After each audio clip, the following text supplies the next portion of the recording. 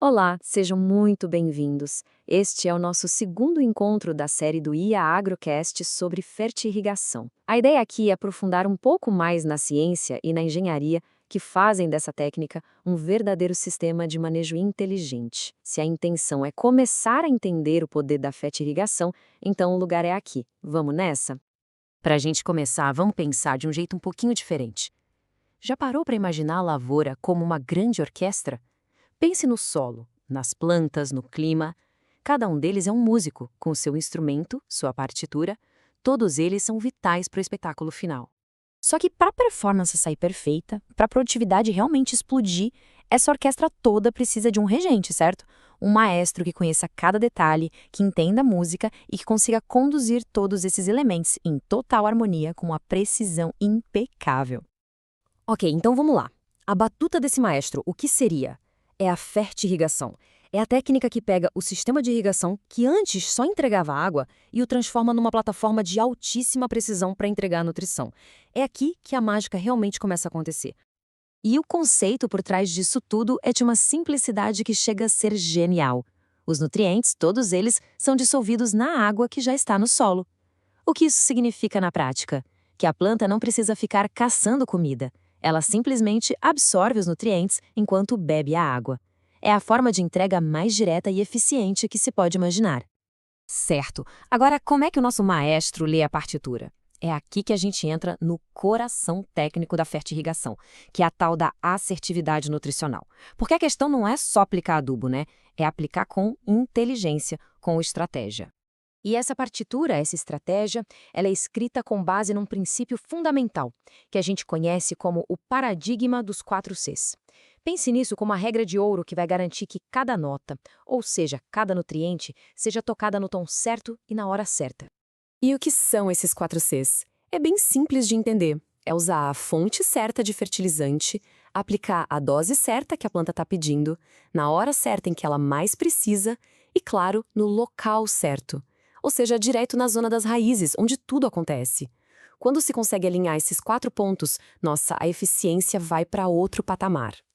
E este quadro aqui ilustra perfeitamente o conceito da hora certa. O maestro precisa seguir o ritmo de absorção de cada cultura, que é único. Olhe só este exemplo do cafeiro. Durante o florescimento, a demanda é por um tipo de nutriente. Já lá no enchimento dos grãos, a história muda. O potássio vira o protagonista.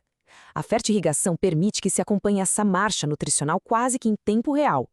Bom, e uma parte super importante de ler a partitura é saber quais notas, quando tocadas juntas, soam mal, criam uma dissonância. Na fertirrigação, se a gente mistura fertilizantes que são incompatíveis, a música pode parar na hora. Um erro clássico, por exemplo, é misturar fontes de cálcio com fontes de sulfato ou fosfato no mesmo tanque de preparo. Qual o resultado? A formação de precipitados que não dissolvem, como gesso. É uma verdadeira dissonância química que entope o sistema inteiro, de filtros a gotejadores. Pode ser uma falha catastrófica. Agora vamos sair um pouco da teoria e ir para o palco, lá para o campo.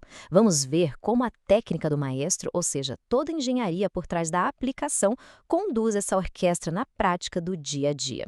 A escolha do sistema de irrigação é como escolher uma seção da orquestra. O gotejamento, por exemplo, é a seção de cordas, tem uma precisão cirúrgica, uma eficiência altíssima, aplicando a solução nutritiva bem ali, na raiz. Já o pivô central seria a seção dos metais, uma cobertura ampla, ótima para grandes áreas. Cada um tem seu papel e seus riscos. No gotejamento, o perigo é o entupimento. No pivô, é a desuniformidade da aplicação. E para ter o máximo de precisão, o maestre precisa de ferramentas avançadas. As bombas dosadoras, as injetoras, são esses instrumentos de alta precisão. Elas garantem um fluxo de nutrientes constante e exato, sem se importar com as variações de pressão da rede. Isso assegura que a dose que foi calculada é a dose que de fato vai ser aplicada. Então, o ponto-chave é que uma aplicação perfeita segue um roteiro, quase como uma peça em 3 atos.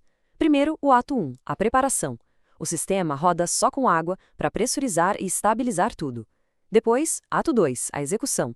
Agora sim, a solução com os nutrientes é injetada. E por fim, o ato 3, a finalização. E olha, essa parte é crítica. Roda o sistema de novo só com água para lavar toda a tubulação, limpar o equipamento e empurrar o restinho de nutriente que ficou ali direto para o solo. E quando a orquestra inteira é conduzida com essa precisão, o resultado vai muito, mas muito além de só produtividade. O que se consegue é uma verdadeira sinfonia de qualidade no produto final. Vamos dar uma olhada no que acontece quando o músico principal desafina. Esse gráfico aqui mostra o que acontece com a fotossíntese de plantas com estresse de água. Com 12 dias de estresse, a fotossíntese, que é basicamente o motor da planta, despenca. Isso mostra o custo real da desarmonia, da falta de água na hora que mais precisa.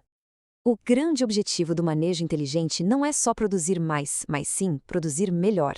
E é exatamente aqui que a fertirrigação se destaca, porque ela impacta diretamente naqueles parâmetros que definem a qualidade do que está sendo colhido. Um ótimo exemplo vem dos citros. Estudos feitos com laranja valência mostraram que mesmo quando a produtividade era parecida com a da adubação convencional, a fertirrigação conseguiu um Brix muito mais alto. E o Brix é o indicador-chave de doçura, de qualidade para a indústria. Ou seja, é a mesma quantidade de fruta, só que com muito mais valor agregado. E os benefícios vão se somando, criando uma verdadeira cascata de melhorias. No café, por exemplo, se observa uma florada mais uniforme, o que já facilita a colheita. Frutos com maior diâmetro, grãos que amadurecem de forma mais homogênea, e tudo isso otimizando o uso de água, otimizando o uso de nutrientes e, de quebra, diminuindo o tráfego de máquinas e a compactação do solo. É só vantagem. Sendo assim, a grande lição que fica é a seguinte: fertirrigação é muito mais que uma simples técnica, é uma filosofia de manejo. O produtor deixa de ser um mero aplicador de insumos e passa a ser, de fato, o maestro de um sistema que é vivo, que é dinâmico, que é complexo. E isso nos deixa com uma reflexão final. Com a partitura da ciência e os instrumentos da engenharia em mãos, a pergunta que fica é: a sua lavoura está pronta para executar a próxima obra-prima? Muito obrigado por nos acompanhar nesta análise.